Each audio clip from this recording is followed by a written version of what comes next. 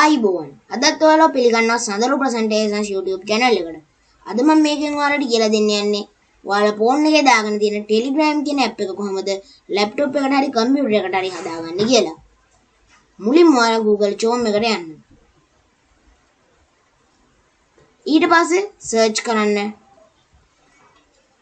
Telegram for PC කියලා.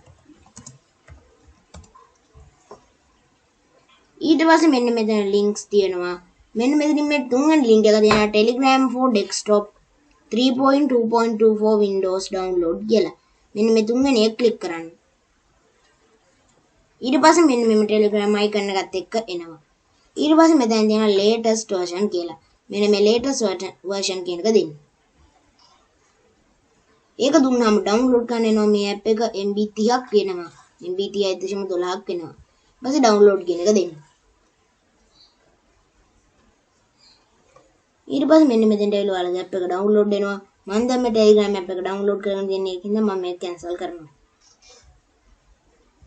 ඊට පස්සේ ඒක download කරගත්තාම ඔයාලට setup එක එනවා. setup එකක් දාගත්තාම මෙන්න මෙතන එනවා ඔයාලගේ Telegram app එක. මේ Telegram app එකට යන්න ඕනේ.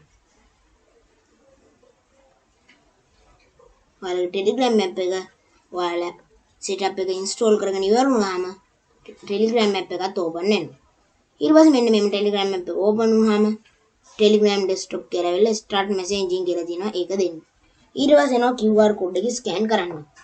ඔයාලා ෆෝන් එකේ Telegram එකට ගිහිල්ලා ඉවර වෙලා වම් පැත්තේ උඩම තියෙනවා ඊරි තුනක්. ඒකට ගිහිල්ලා ඉවර වෙලා settings වලට ගිහිල්ලා යටට යද්දි තියෙනවා settings වල devices කියලා.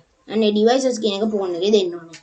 ඊට පස්සේ තියෙනවා scan QR code කියලා අන්න ඒක දෙන්න. ඊට පස්සේ scan QR code කියන එකක් ආයෙත් දෙනවා ඒකක් දෙන්න. ඊට පස්සේ මෙන්න මෙහෙම ගිහිල්ලා ඔයාලගේ එක scan කරගන්න.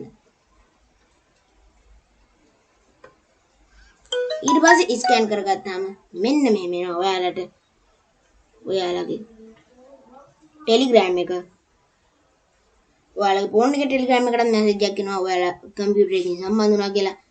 මෙන්න මෙහෙම එනවා ඔයාලගේ Telegram එක.